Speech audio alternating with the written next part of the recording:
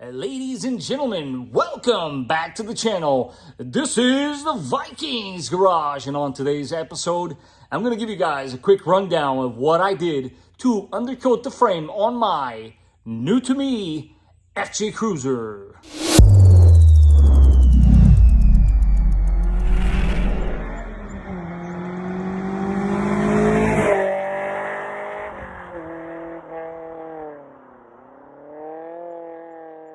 In today's episode, I will be undercoating the frame on my FJ, and you should too.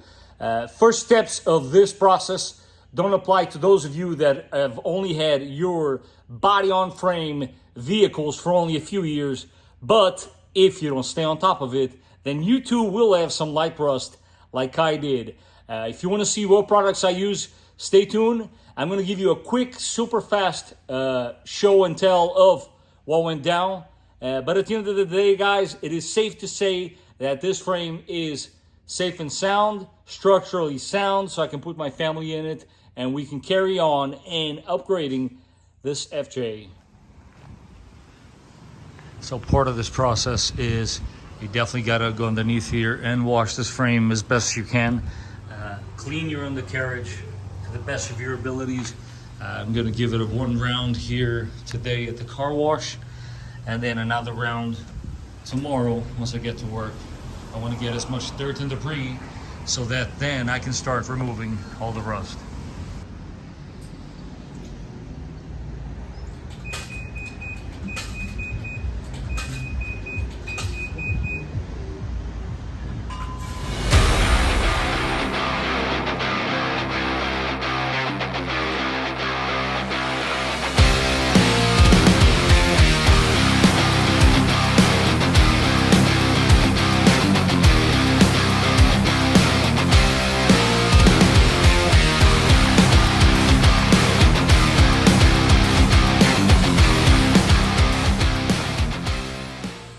After a little bit of research, fluid film on the exterior, wool wax on the inside. Got a couple of cans that were laying around just in case. And of course, you need to have different sized body plugs to cover those holes. Basic tools is all you're gonna need, but I cannot emphasize enough on safety. Please use safety, guys. You are dealing with rust, you're dealing with sound, you are dealing with a very nasty job. Before I go ahead and start this tedious process, I wanted to show you guys a little bit of the before condition of my frame.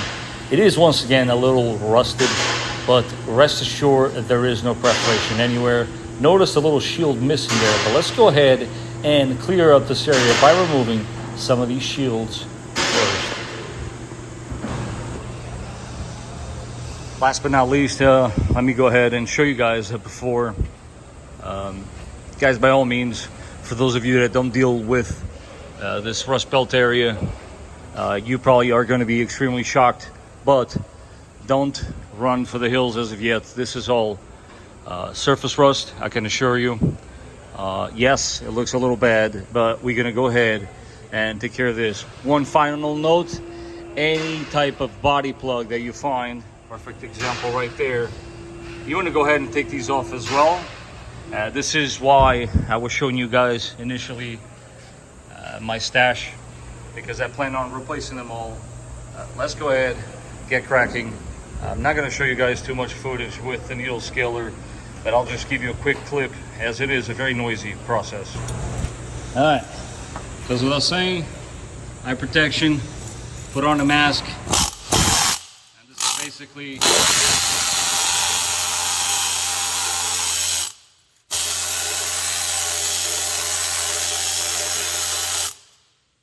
it. You want to get it to bare metal. This is a perfect time to stop so I can show you guys more or less what you're attempting to do. Now, call the rust out. This section I actually even went with my whizzer wheel. Definitely a plus if you have access to that. If not, again, brush will do just fine. For those of you that don't have compressed air, this is sufficient. You want to knock as much of this out as humanly possible, so that you're ready for the next stage. I then proceeded to wash the entire area with a solution that's made of 50% vinegar and 50% distilled water. You definitely 100% after the fact want to wash it once more to get rid of all that. So I gotta give you guys a look before I go ahead and clean that pile.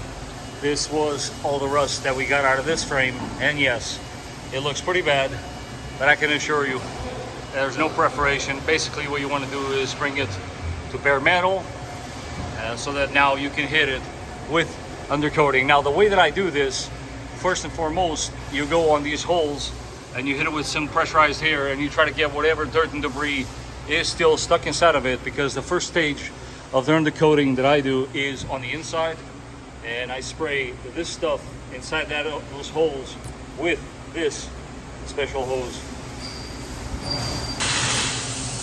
So with the nozzle in, let's just give it a test here. Oh, little mist coming out. See that? All right, let's go ahead. And yeah, basically coat the entire inside of the frame like so. Pretty simple, pretty easy. Take your time. Now that we covered just about every hole on this frame that you can think of, you then go ahead and, again, like I said, you got to go every single one of these, and when you look closely inside, which is going to be possible, it's coated, so you will have to take my word for it. We're going to go ahead now with fluid film and basically attack the exterior. So this is the final result. Now, I'm not saying this is perfect. I just want to give you guys more or less a view of the way it looks. I personally think I'm going to need another can. Believe it or not, that was not enough material to cover the entire frame. And another can won't hurt. Put it up on the ramps and touch up areas like, you know, like that one. Could use a little more right there. Things like that. But all in all, I do have to say I am very happy with it. Obviously, the next step now is you let it dry, and what you want to do is you're gonna go and cover these holes. But you gotta let this dry first. You put those body plugs in there, and you're good to go. Spoiler alert, of course, didn't cover the control arms because there might be a control arm replacement video in the near future. But there you have it. Spend the majority of the day doing this, but it is well worth it at the end. Get these things undercoated. Just as vital for the rest of this particular project that we embarked on today, in which we undercoated the frame, are these little covers. They go on your fender well to cover and protect engine components from the elements. I went ahead and ordered a set, cheaper set I must say, but this is way more rigid and less flexible than the OEM ones. If I find some footage from before, I got to get better at this. You guys will see that some of them were not even there. They were completely broken off, and I'm sure a lot of you guys experienced the same. Always make sure to install a new kit. This is very, very inexpensive. And for those interested, I'll leave a link in the description down below. And yes, they do come with these super hard to find clips. But let's go ahead and put them where they belong. Just with a lot of things that I do, I try to stay true and honest with you guys. So here's $17 I do not want you to waste, because this material is so hard. Stuff is not lining up, not to mention some of these don't even want to go in the holes because this does not give. It's not pliable, and that's clearly a problem. So I'm going to go ahead, find the correct kit, and I will make sure to include it in the description down below. Now that I've showed you guys more or less how I left the frame, guys, the first part of that frame treatment does not apply to most of you. The key here is do it as soon as you can. Otherwise, then you're gonna have to deal with that rust. But this is exactly how she sits. As I'm sure you guys remember, I'll leave you there the before with the bumper, and after. It is by all means starting to look the part. I do want to thank my viewers for all the suggestions that you have made. As far as the trim, as you guys can clearly see the difference here, I have gone ahead and used black magic on this side, and you see that Fender trim piece has not yet been applied, and the difference is like night and day. We're gonna go ahead and finish up the rest of the truck so we can give you guys some proper beauty shots at the end of the video. But let me just show you one of the things that's been driving me crazy, and it is going to be replaced ASAP. Let me know in the comment section down below how many of you are dealing with the same issue. These things, both sides look like absolute trash. Gonna go ahead and grab it from the pile. This is actually a good opportunity to show you guys what you should be expecting. We have lots of OEM parts, but the ones in question, obviously, both doors would be this guy and that guy. Let's go ahead, grab those, and we do have a T40 Torx that you're gonna need in order to get this job accomplished. Before and after. Now, I want to go back on my word. I said in the past, you cannot really have kids in the back of an FJ. That's actually not true. It is very much possible. I've been doing it now for the last month. Zero complaints. It's just a matter of getting used to the process.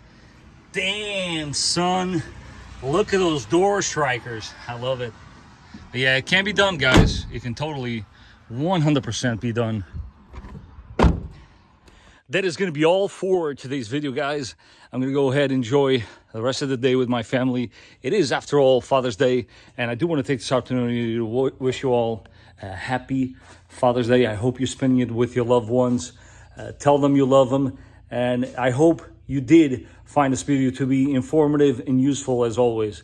Don't forget to smash that like button. Don't forget to subscribe, and I hope you're along for the ride. Like I said, I have so many parts going in. Valve cover gaskets, intake manifold gaskets, throttle body gasket cleaning, this, that, coolant, the other. Guys, stay tuned. We are going to maintain this thing and make sure it lasts for the long run. And once again, and for the last time, please do undercoat those frames before you get a little bit of light rust like I have. And until the next time, guys, I will catch you on the next one.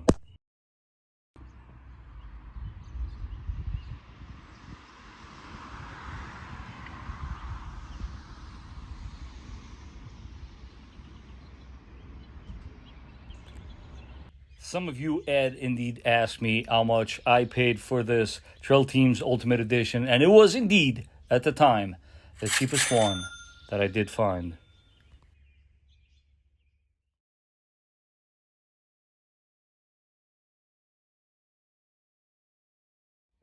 And it is never too late. FJ Cruiser is no exception. Do not forget to extend your AC drain.